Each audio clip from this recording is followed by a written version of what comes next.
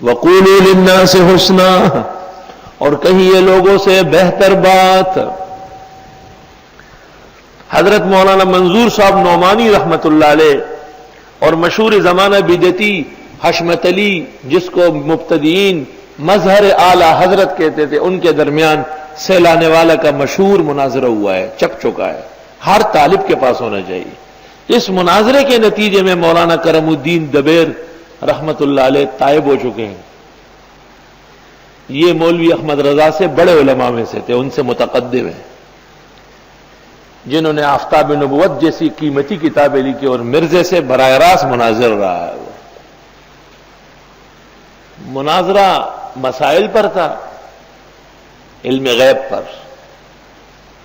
دیوبندی مناظر مولانا منظور کا مدعا تھا کہ اللہ کے سوا کوئی نبی اور ولی کسی معنی میں بھی غیب دان نہیں، اور مبتدی کا دعویٰ یہ تھا کہ اللہ تعالیٰ نے ان سب کو عالم الغیب بنایا ہے، صرف کم و کیف کا فرق ہے، ورنہ غیب دان سب ہے۔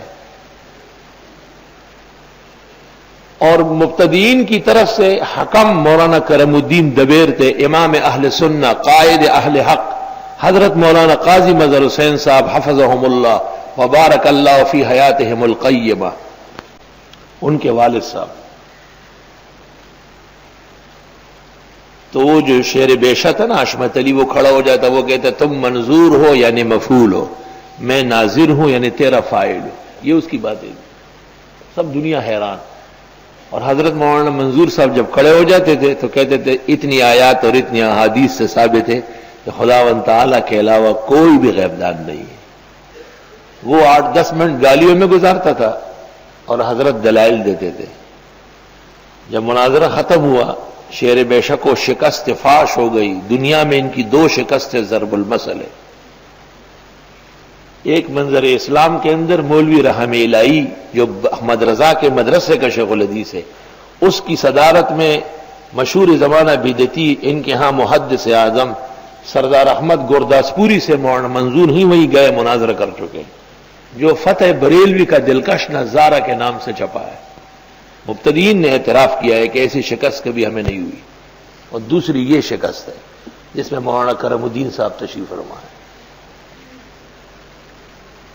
مولانا کرم الدین جب گھر تشریف لائے، مناظرہ ختم ہوا تو گھر بار بار کہتے تھے کہ دیوبندی مناظر کی گرفت مضبوط تھی، ان کے دلائل متین تھی، ان کے اخلاق بلند تھے، ہمارے مناظر کے اخلاق گٹھیا تھے، سوائے سب و شتم کے اس کا کوئی کام نہیں تھا، اپنا مقصود ثابت نہ کر سکا۔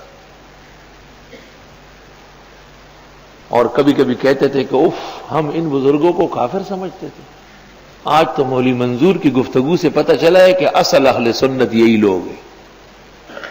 خدا کا شکر ہے کہ مرنے سے پہلے پہلے حقیقت کا پتہ چل گیا۔ مولانا لکھتے ہیں مولانا قاضی مظہر حسین کہ میں سمجھ گیا کہ والد صاحب کو اللہ تعالیٰ نے ہدایت نصیب فرمائی۔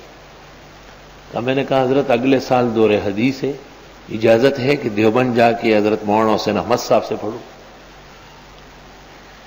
کہ یہ ہمارے گھر میں ایک نئی بات تھی۔ والد صاحب نے کہا کہ بڑے شوق سے، اور صرف دیوبند ہی جاؤ اور مولانا حسین احمد صاحب سے پڑھو۔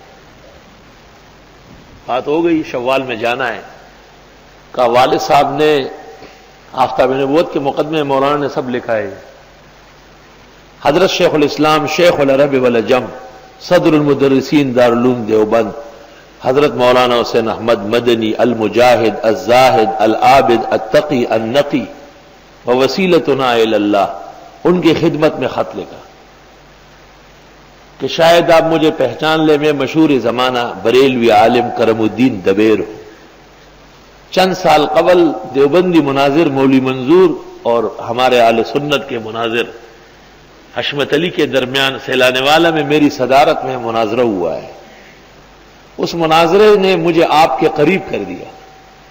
مولوی منظور اور علماء دیوبند کے گراں قدر اخلاق کا میں معترف ہو چکا ہوں۔ اب یہ میری بڑھاپے کی امنگوں کا ایک آخری مداوع ہے، میرا لڑکا ہے مظہر حسین، اس کو جناب کی خدمت میں علم حدیث کی تعلیم کے لیے بھیج رہا ہوں، امید ہے آپ کرم بالائے کرم کر کے ان کو داخلہ عنایت فرمائیں گے۔ یہ خط رمضان شریف کے آخر میں دارالعلوم دیوبند کے ناظم تعلیمات شیخ الادب مولانا اعزاز علی صاحب کو ملا. اصول یہ تھا کہ حضرت شیخ الاسلام رمضان میں سلہٹ میں ہوتے تھے، سڑک والی مسجد میں، اور حضرت شیخ الاسلام کا خط کوئی نہیں کھول سکتا تھا، اس پر وہاں کا پتہ ڈال کے سلہٹ روانہ کیا. جب سلہٹ خط پہنچا، حضرت والا نے پڑھ لیا تو علی الفور مولانا اعزاز علی کو خط لکھا کہ مظہر حسین نام کا ایک لڑکا داخلے کے لیے آئے گا اور بغیر داخلے امتحان لیے اس کو دور حدیث میں داخل کرو، اور مجھے خبر دے دو کہ یہ لڑکا آیا یا نہیں، داخلہ ہوا ہے یا نہیں. یہ دارالعلوم دیوبند کی تاریخ میں واحد واقعہ ہے کہ کوئی شخص بغیر امتحان کے دور حدیث میں داخل ہوا. حضرت شیخ الاسلام کا حکم ہے. چنانچہ روزانہ داخلے کے دوران حضرت مولانا اعزاز علی صاحب لڑکے سب بیٹھے ہوتے تھے اور حضرت فارم رکھ کے باہر چلے جاتے پوچھنے کے لیے، بھائی مظہر حسین کوئی ہے؟ لڑکے کہاں تھے؟ حضرت مولانا اعزاز علی باہر آئے، لڑکا پوچھ رہا ہے کوئی مظہر حسین آیا ہے؟ ایک دن لڑکوں نے کہا جی ایک مظہر حسین آیا ہے چکوال پنجاب سے. حضرت نے فرمایا کہ آپ کا داخلہ حضرت شیخ الاسلام کے حکم پر رمضان شریف میں سلہٹ سے ہو چکا ہے، فارم بھرو اور پرچی لو اور چلو. حضرت قاضی صاحب نے سال گزارا اور دورہ مکمل ہوا، واپس آئے اور اپنے والد صاحب کو قصے سناتے تھے.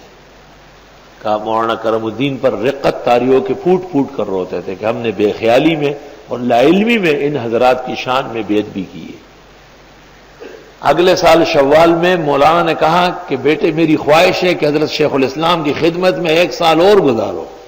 قاضی صاحب دوبارہ گئے، پورا سال دوبارہ گزارا کہ ایسے شخص سے صرف 1 دفعہ نہیں، کم از کم 2 دفعہ استفادہ کرنا چاہیے. وَقُولُوا لِلنَّاسِ حُسْنًا،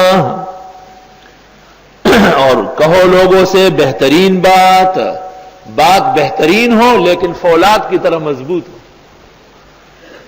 سلیقہ اور طریقہ شیرین ہو، مگر کہیں ایسا نہ ہو کہ آپ شیرینی اور سلیقہ اس کو کہتے ہیں کہ مسئلہ چھوڑ دیا. مسئلہ نہیں چھوڑنا ہے، مسئلہ رکھو فولاد کی طرح پکا مضبوط، اور انداز اختیار کر لو انتہائی محبوبانہ. ہر جگہ میرا انداز نہیں چلے گا، یہ تو ٹریننگ ہے. ٹریننگ میں تو پریڈ کے اندر آدمی رائٹ لیفٹ، اس میں نرمی نہیں چلتی. آپ کو ہر جگہ دیکھ کر کے کام کرنا ہے. میں جب یہاں آیا تو میں نے پہلے دن ہی بوری نہیں کھولی تھی توحید کی.